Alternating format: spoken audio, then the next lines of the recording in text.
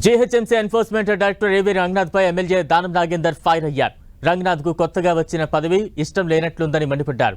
అందుకే తనపై కేసు పెట్టారని అన్నారు. అధికారులు వస్తుంటారు, పోతుంటారు, నేను లోకల్ అని అన్నారు. నందగిరి హిల్స్ హుడా లేఅవుట్లో ప్రజలకు ఇబ్బంది కలుగుతుందని తాను అక్కడికి వెళ్లాలని చెప్పారు. అక్కడ జరిగిన విషయాన్ని రంగనాథ్ దృష్టికి తీసుకువెళ్లారని తెలిపారు. అక్కడి ప్రజల సమస్యలు నెరవేర్చడం తన బాధ్యత అని పేర్కొన్నారు. నందగిరి హిల్స్ ఘటనపై అధికారులకు ప్రివిలైజేషన్ నోటీసులు ఇస్తారన్నారు దానం నాగేందర్. అధికారులపై చట్టపరమైన చర్యలు తీసుకుంటారని వెల్లడించారు. ఈ విషయాన్ని సీఎం దృష్టికి తీసుకువెళ్తారని చెప్పారు. గతంలోనూ తనపై కేసులు పెట్టారని, ఇప్పుడు కేసులు తనకు కొత్తేమీ కాదని అన్నారు. పేద ప్రజల కోసం ఎన్ని కేసులైనా భరిస్తారని అన్నారు.